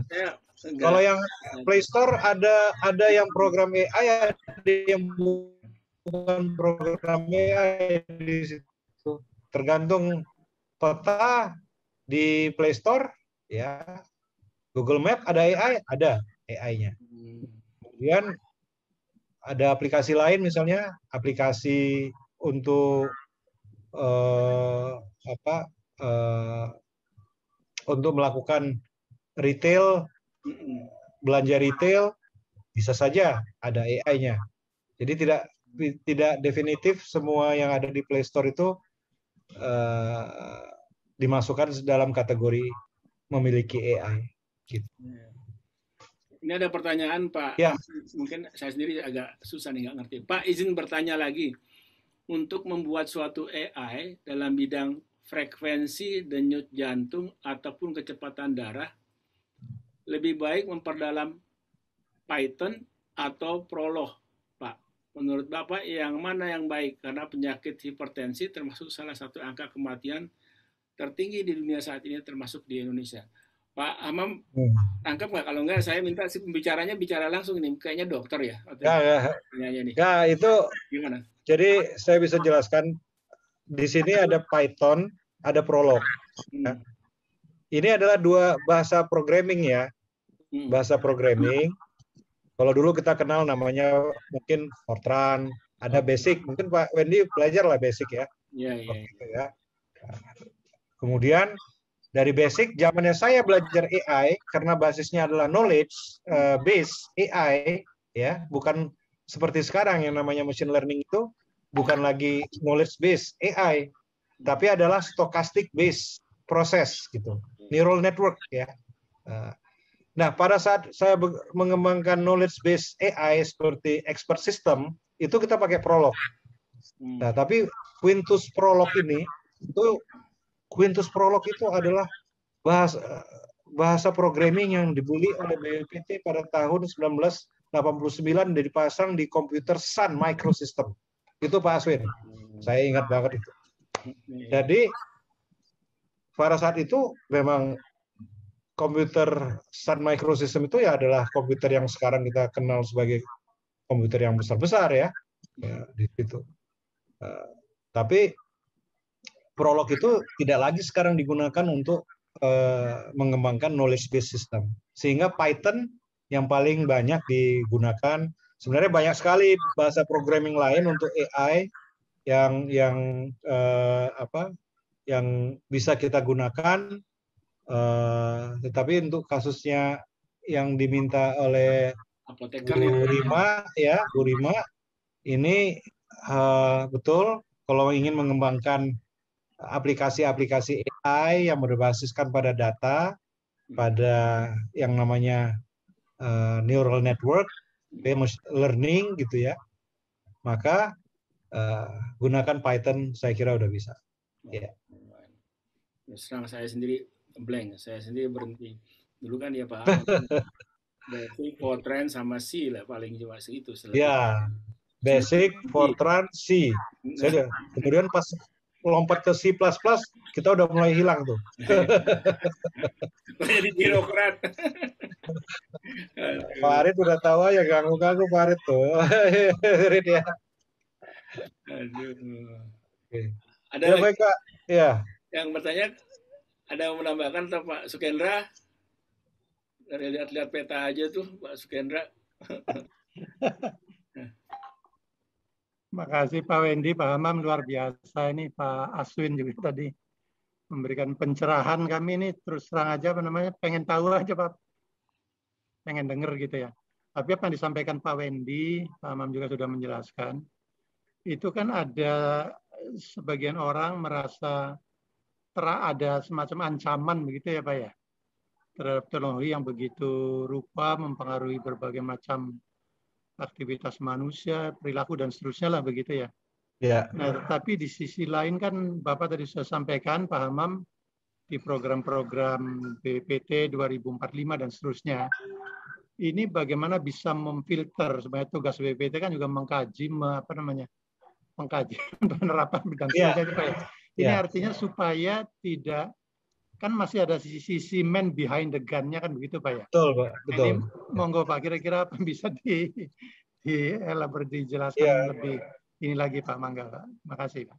Ya baik, makasih Terima Pak kasih, Pak Suhendra. Jadi betul Pak, makanya sekarang ini yang menjadi bagian-bagian tadi kan saya menyampaikan mengenai fokus area daripada AI itu tadi. Salah satunya yang paling dasar saya tempatkan di situ di dalam strategi AI adalah ethics policy, Pak.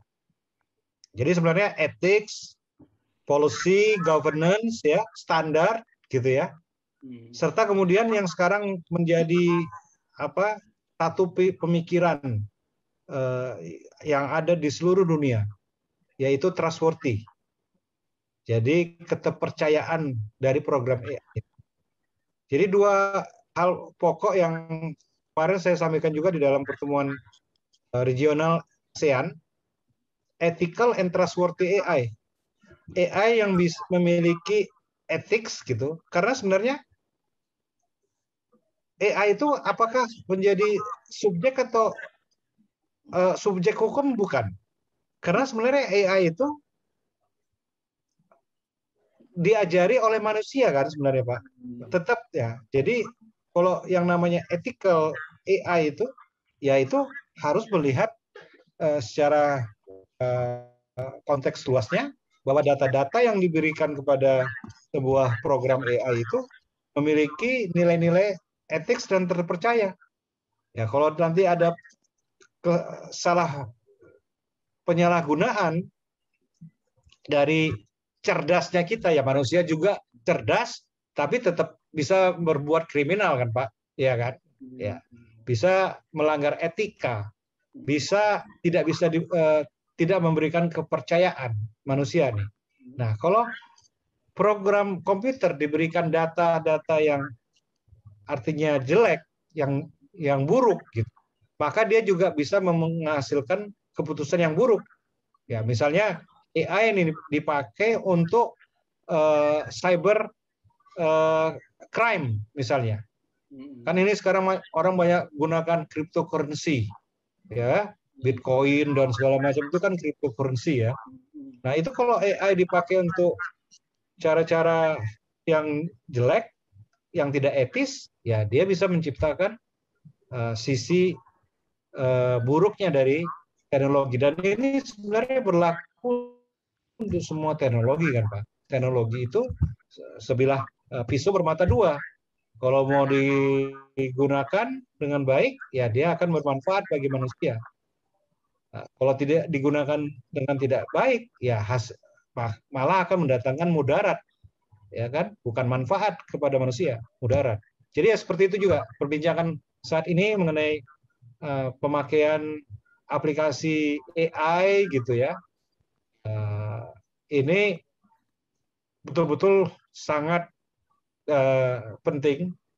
Kalau Pak Sukendra mengikuti berita kemarin, Facebook itu hearing di Senate-nya, di panelnya di Amerika, karena algoritma cerdasnya dia itu membawa anak-anak, tidak melindungi anak-anak.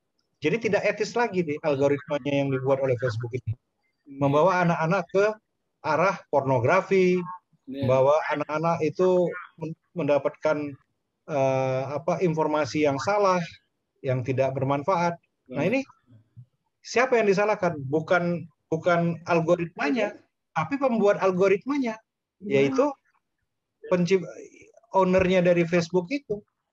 Ya, ya. Gitu. Mark Zuckerberg. Namanya Mark Zuckerberg. Dipanggilnya Zuki, Pak. Zuckerberg itu dipanggilnya Zuki. Ya. Nah, Iksam, Pak Amam nggak kerasa hampir sudah 2 jam juga. Tapi masih ada waktu kalau ada teman yang mau menyampaikan sesuatu, atau Pak Wimpi atau Pak Farid atau siapa, Pak Edi atau siapa, silahkan. Kita masih ada beberapa waktu, beberapa menit. Kalau Pak Wimpi. Nah, ini betul nih informasinya nih dari Noval. Dari Noval, tanggal 26 akan dibahas melalui Zoom. Ada webinar mengenai hukum tentang AI, itu diselenggarakan oleh UI ya kalau nggak salah. Saya udah dapat ininya. Oke. udah saya kopas juga ke teman-teman di PT IK BPT untuk ikut. Oke. Jadi pada tanggal 26 itu akan ada pembicara tentang telaah hukum pengelolaan artificial intelligence dan big data dalam ekonomi digital. Yes. Itu nanti akan ada bicara dari dari beberapa akademisi, termasuk juga perlindungan data pribadi. Oke. Pak Mimpi ada yang mau disampaikan? Silakan Pak Mimpi, kita ada berapa menit. Pak Bendi. Terima kasih Pak Bendi, terima kasih Pak Hamam. Pencerahannya luar biasa, meskipun weekend ini kita bisa berdiskusi samping mengisi waktu. Jadi tadi Pak Hamam sudah menjelaskan mengenai manfaat dari artificial intelligence ini dalam rangka kaitannya untuk masalah kesehatan. Kebetulan kami juga dibantu di-advise oleh Pak Wendy juga, oleh Pak Aswin, dan juga Pak Bambang Guritno. Kami juga sedang memanfaatkan teknologi artificial intelligence ini juga untuk kesehatan, Pak. Tapi bukan kesehatannya manusia, Pak, tetapi kesehatannya barang yang kami rancang. Jadi ada yang namanya infrastruktur sivil itu, misalnya adalah suatu railway bridge, lah katakan seperti itu. Kami, apakah kesehatannya itu menjadi lebih baik atau masih bisa dimanfaatkan dalam karena kebanyakan kalau railway bridge itu kan lokasinya jarang yang ada di dalam kota, tapi kebanyakan ada di luar kan itu untuk monitor dengan menggunakan yang dikatakan sebagai suatu sistem, yaitu structural health monitoring system untuk jembatan kereta yang jauh di lokasi itu.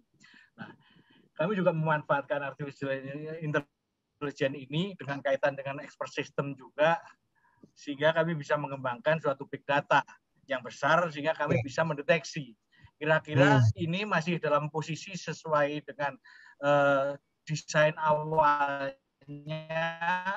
atau perlu perbaikan atau perlu bisa terjadi kalau itu menjadi kalau terjadi suatu interaksi yang tidak terduga dari yang kita rencanakan. Karena dalam struktur itu biasanya ada struktur yang di bagian atas, bisa ada di bagian bawah juga. Kalau kita hanya memonitor yang di bagian atas saja, tetapi ternyata sebetulnya di bagian atas itu dipengaruhi oleh yang di bagian bawah. Kalau yang di bagian bawah itu tidak memberikan suatu hal yang wajar segala macam itu, di atasnya pun akan berpengaruh. Lah, case terjadi manakala interaksi antara substructure dan superstructure itu menjadi suatu kesatuan yang kadang-kadang juga dipengaruhi bukan hanya rancangannya saja, tetapi kadang-kadang fenomena alam itu juga berpengaruh, Pak Hamam. Nah, apakah di dalam kaitan dengan sistem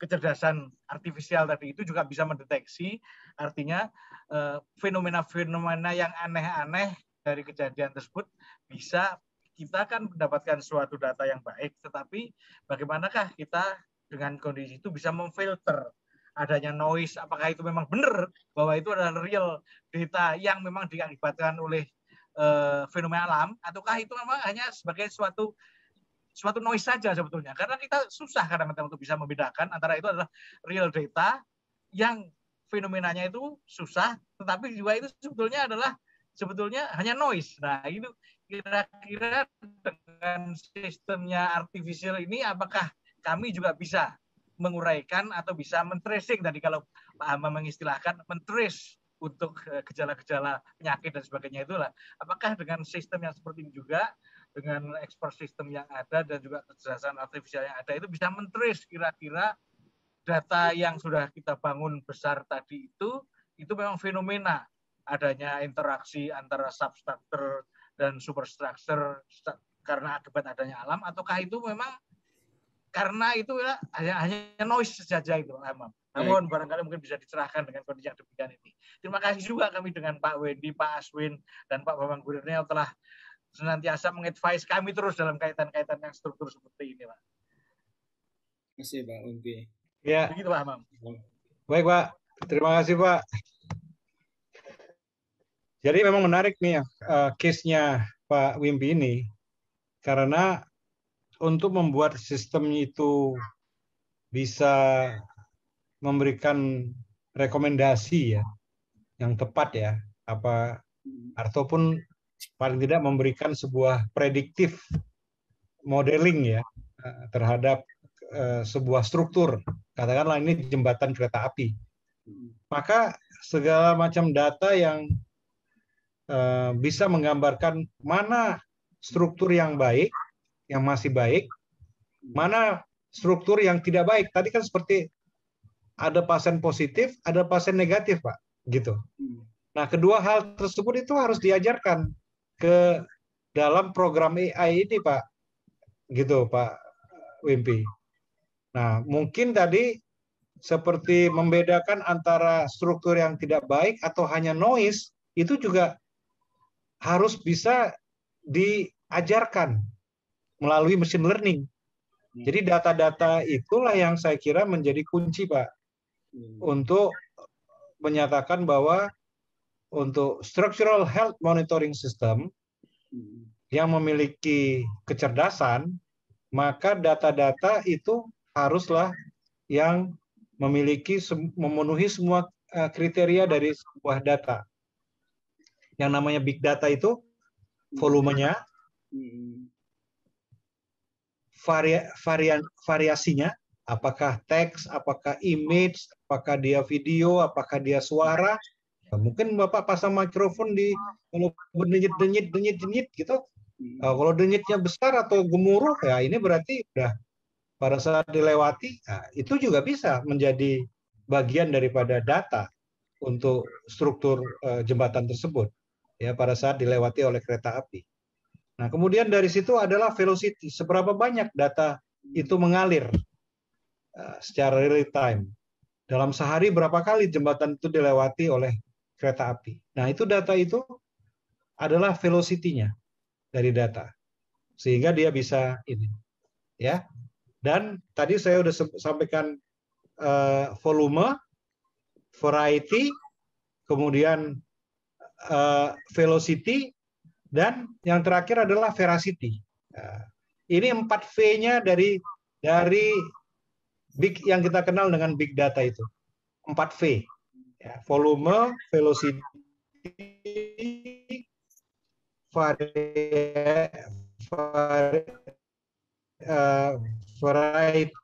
dan veracity. Gitu. Nah, ini semua harus coba akan menggunakan algoritma.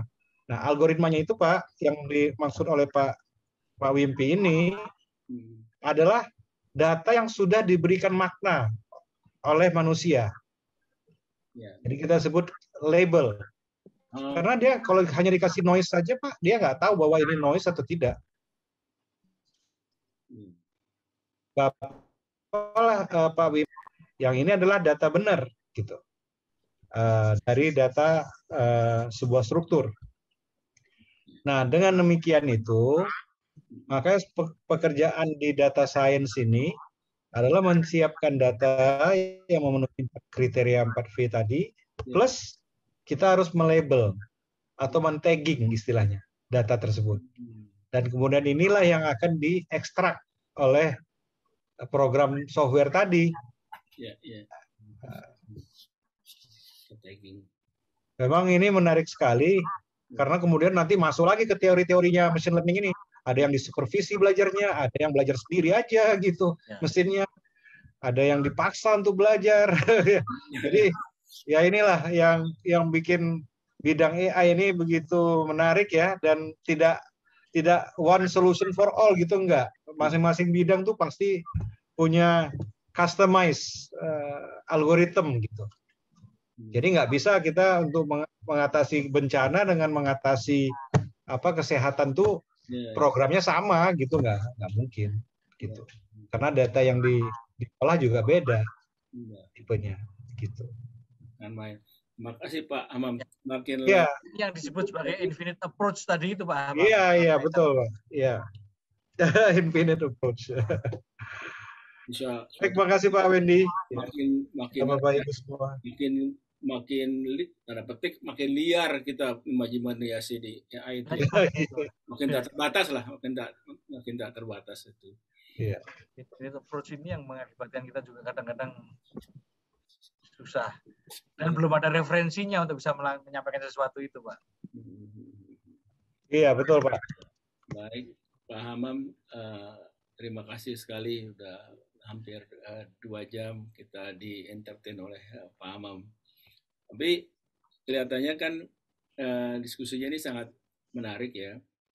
Kapan-kapan kalau Pak Hamam kita undang lagi, mungkin dengan topik yang lebih spesifik barangkali ya kaitannya dengan AI ini. Misalnya aja AI dalam kaitannya dengan transportasi seperti itu. Boleh. Mungkin bersedia juga ya Pak Hamam ya. Siap. Malah nanti mungkin saya ajak teman Pak yang memang masuk ke dalam smart home station misalnya dari ITB misalnya gitu ya Pak ya. Atau dari Pokja AI yang saya tadi sebutkan kolaborasi itu ya bisa. Jadi kita bisa mendalami yang disebut dengan use case. Kalau kita sebutkan itu use case itu aplikasi yang digunakan untuk sebuah manfaat, kegunaan. Makanya dikenal dengan istilah use case. Ya, gitu. Baik deh, alhamdulillah dengan penjelasan Pak Hamam ini paling tidak sudah berkurang cukup jauh lah ke ngerian saya dengan istilah AI. Saya merasa akrab dengan AI ya, semua orang harus ya. Teman-teman sekalian, kita ucapkan terima kasih kepada kawan kita Pak Hamam Riza yang pada malam ini berkenan untuk diskusi berbagi ilmu dengan kita. Terima kasih Pak Hamam dan Ibu Bapak sekalian. Wassalamualaikum warahmatullahi wabarakatuh. Waalaikumsalam warahmatullahi wabarakatuh. Terima kasih semua Bapak Ibu. Terima kasih Pak Hamam. Mohon maaf. Mohon Kalau ada kekurangannya.